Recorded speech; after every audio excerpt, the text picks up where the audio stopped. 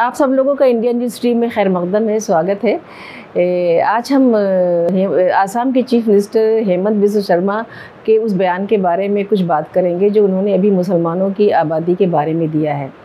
उनका कहना है कि मुसलमानों की आबादी काफ़ी तेज़ी से बढ़ रही है और इसको कम करने की ज़रूरत है और इस सिलसिले में कुछ ठोस कदम उठाने चाहिए। और उन्होंने टू चाइल्ड नॉर्म की भी बात की, यानी फैमिली को सिर्फ 2 बच्चों तक महदूद रखना चाहिए। उनके इस बयान पे काफ़ी लेदे मची और बहुत से लोगों ने अपने इस बारे में ख़यालात ज़ाहिर किए हैं। उनमें से एक हिंदुस्तान के जो साबिक़ या फार्मर चीफ़ इलेक्शन कमिश्नर हैं, इस वक्त कुरैशी साहब भी हैं। कुरैशी साहब ने हाल में एक अपनी किताब भी शाया की है जिसमें मुसलमानों की आबादी से मुताल्लिक़ जो बहुत से मिथ्स हैं उनको भी कुछ दूर करने की कोशिश की है। तो आइए देखिए कि कुरैशी साहब ने इंडिया न्यूज़ टीम के साथ बातचीत में आसाम के चीफ मिनिस्टर के इस बयान के बारे में क्या कहा। 2 चाइल्ड नॉर्म पे केस ऑलरेडी एक लोकसभा में एक राज्यसभा में प्राइवेट मेंबर्स बिल पेंडिंग है 2-3 साल से, बार बार इसका जिक्र आता है।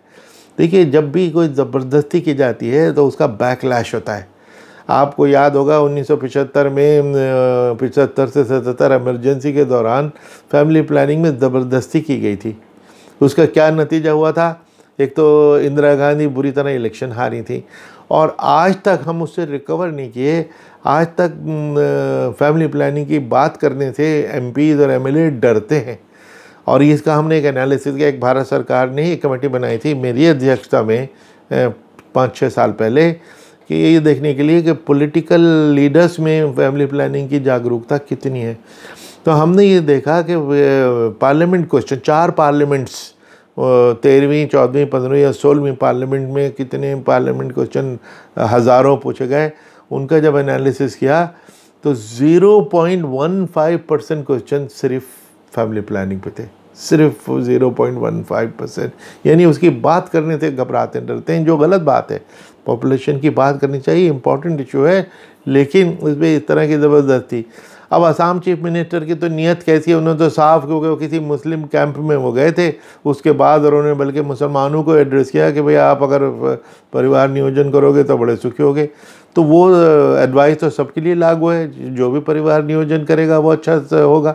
जो उसको सिर्फ मुस्लिम को सिंगल आउट करना ये कोई समझदारी की बात नहीं, और इसके पीछे नियत कैसी है उसको देखने की बात है। अब जैसे आसाम में अगर ये करते हैं तो ये तो हो नहीं सकता कि भाई 2 चाइल्ड नॉर्म सिर्फ मुसलमानों के लिए लागू किए जाएंगे, ऐसे तो हो ही नहीं सकता। वो तो फिर पूरी स्टेट पे लागू होंगे, हिंदुओं पे भी लागू होंगे। और अगर 3, 4, 5 बच्चे मुसलमान के होते हैं तो हिंदुओं के भी होते हैं, थोड़े एक बच्चे का डिफरेंस है, तो सब पे लागू होंगे और उसका जो बैकलैश होगा वो सबकी तरफ से होगा। सबसे ज़्यादा जो नुकसान है इसका औरतों पे होगा, क्योंकि इसकी जो इम्पैक्ट है कि जब 2 बच्चे जिसके हो गए, तीसरा बच्चा नहीं चाहता तो वो तो अपनी बीवियों को डिवोर्स करने लग जाएंगे। जो हुआ 1-2 स्टेट में 2 चाइल्ड नॉर्म किए गए थे कि एमपी वो पंचायत का इलेक्शन नहीं लड़ सकता, तो लोगों ने अपनी औरतों को डिवोर्स करना शुरू कर दिया ना। ये तो कोई, इसका तो बहुत ख़तरनाक सोशल इम्पैक्ट हुआ। फीमेल फीटिसाइड बहुत बढ़ जाएगा, क्योंकि ऑलरेडी वैसे तो इलीगल है फीमेल फीटिसाइड, एनी फीटिसाइड, लेकिन सेक्स डिटरमिन करके कि अगर लड़की होने वाली है तो उसको पैदा ही ना होने दो, ये तो हम इस समस्या से आज तक जूझ रहे हैं। वो समस्या बिल्कुल सीक्रेटली स्लाइली बढ़ती चली जाएगी और वो सब अपने आप अबॉर्शन औरतें करने लग जाएंगी तो उनकी जान खतरे में पड़ जाएगी, या क्वैक्स के पास जाएंगी अबॉर्शन कराने। तो जो इन्फेंटिसाइड, इसमें फीमेल इन्फेंटिसाइड और फीटिसाइड, ये बढ़ने का बहुत ख़तरा है, इसको भी समझना चाहिए। इसलिए ये चीज़ें ऐसी नहीं है कि आप पॉलिटिकल और इलेक्टोरल बेनिफिट्स के लिए कुछ भी कह दें और उसको वो कामयाब हो जाए, ऐसा नहीं हो सकता। इस सिलसिले में कुरैशी साहब ने चाइना की भी मिसाल दी, जहां बहुत दिनों तक 1 चाइल्ड नॉर्म, यानी एक फैमिली में सिर्फ एक बच्चा हो, इस तरह के कानून राइज रहे। लेकिन रिसेंटली चाइना ने अपनी पॉलिसी बदल दी और उन्होंने 3 चाइल्ड नॉर्म की बात की है। तो आइए देखिए कुरैशी साहब इस बारे में क्या कहते हैं। हिंदुस्तान वाले चाइना की पॉलिसी, वो look at China, 1 child norm, ज़बरदस्ती एक चाइल्ड है और कितनी सख्ती से, और देखो कितना अच्छा चाइना को मुँह की खानी पड़ी, उन्होंने 1 चाइल्ड नॉर्म अबैंडन किया। 2 चाइल्ड नॉर्म शुरू किया, वो भी फ्लॉप कर गया, और अभी पिछले महीने उन्होंने 3 चाइल्ड नॉर्म शुरू किया। क्या वजह उसकी कि वहाँ पे बच्चे होने तो कम हो गए और बंद हो गए, तो यंग पॉपुलेशन, प्रोडक्टिव पॉपुलेशन तो 25-30% रह गई, और उन पे जो डिपेंडेंट है बूढ़े बूढ़े 70 साल, उनकी परसेंटेज 70%। ना 25-30% लोग 70% को सपोर्ट करें, ये इससे बड़ा इकोनॉमिक डिज़ास्टर हो गया, सोशल डिज़ास्टर हो गया, क्योंकि वो एजिंग पॉपुलेशन एक स्टेज पे चूँकि नॉन प्रोडक्टिव होती है, बर्डन हो जाती है। तो हमारे हिंदुस्तान में एडवांटेज है कि हमारी जो पॉपुलेशन ग्रोथ हुई वो यंग पॉपुलेशन है। इंडिया के में तो एवरेज एज जो है 29 ईयर्स है, तो ये इसी का डेमोग्राफिक डिविडेंड हमको मिला, और जिसका मतलब ये होता है कि जो प्रोडक्टिव पॉपुलेशन होती है, वो जितनी आबादी बढ़े और वो सब प्रोडक्टिव हों तो कोई बुरा ही नहीं है, मतलब बल्कि अच्छा ही है।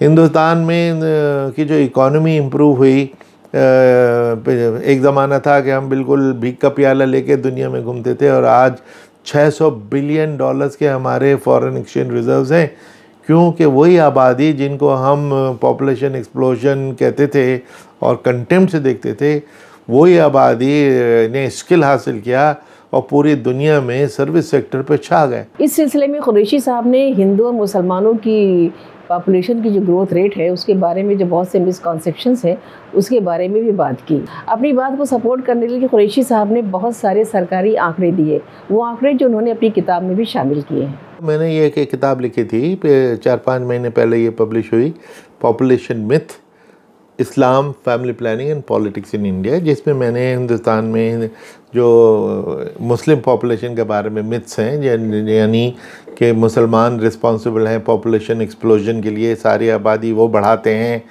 और जानबूझ के ये कॉन्स्पिरेसी है ताकि वो उनके नंबर इतने हो जाएं कि वो मेजॉरिटी बन जाएं और पॉलिटिकल पावर कैप्चर कर लें। वो हर एक की 4-4 बीवियाँ होती हैं ताकि बच्चे ज़्यादा पैदा हो। तो ये उनके ये मिथ्स हैं जिनका मैंने इसमें जवाब दिया कि एक तो इम्प्रेशन जनरली ये दिया जाता है कि अगर किसी हिंदू परिवार में 2 बच्चे हैं तो मुसलमान परिवार में 10 होते हैं। ऐसा नहीं है। जो मैंने भारत सरकार की स्टैटिस्टिक्स यानी नेशनल फैमिली हेल्थ सर्वे के किसी भी वक्त हिंदू और मुसलमानों के बीच में एक बच्चे से ज़्यादा का फ़र्क नहीं था, 1.1 टू बी प्रिसाइज। कि वो एक अगर हिंदू बच्चे फैमिली में 2 हैं तो मुसलमान के 3, अगर हिंदू में 4 हैं तो मुसलमान के 5, एक का फ़र्क था। उसको ये बनाना कि बस वही जिम्मेदार है। और अगर हाईएस्ट बर्थ रेट मुसलमानों का है तो सेकंड हाईएस्ट बर्थ रेट हिंदुओं का है। 54% एक्सेप्टेंस है उनकी फैमिली प्लानिंग की, मुसलमानों की सिर्फ 45 है। लेकिन सिखों की 80% है। उनको क्या उनको मान लेंगे सुपर पेट्रियट? सबसे अच्छा फैमिली प्लानिंग सिखों की है 80%, उसके मुकाबले में हिंदुओं की 55% है। तो वो अगर पेट्रियटिज्म से भी जोड़ा गया है बड़े लीडरों ने, तो अगर मुस्लिम सबसे कम पेट्रियोटिक हैं तो हिंदू उसके नंबर 2 पे लेस पेट्रियोटिक है। तो इसलिए इसको हिंदू मुस्लिम क्वेश्चन बनाना बिल्कुल गलत बात है। सही के लिए हमने तो कोई कहीं नहीं मैं मुझे ये टकराया कि किसी आलिम ने, उलमा ने, किसी ने ये कहा हो कि मुसलमानों को बच्चे इसलिए पैदा करने चाहिए ताकि उनकी गिनती बढ़ के वो कवर कैप्चर कर लें।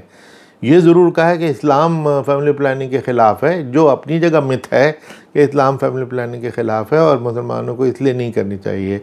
उसके बावजूद मुसलमानों की फैमिली प्लानिंग इतनी तेज़ी से बढ़ रही है, हिंदुओं से ज़्यादा तेज़ी से, कि जो गैप 1.1% का था वो आधे % से कम रह गया, 0.48 रह गया वो गैप। और तेज़ी से वो गैप जिस रफ्तार से वो गैप घट रहा है, तो ये काबिल तारीफ़ चीज़ है।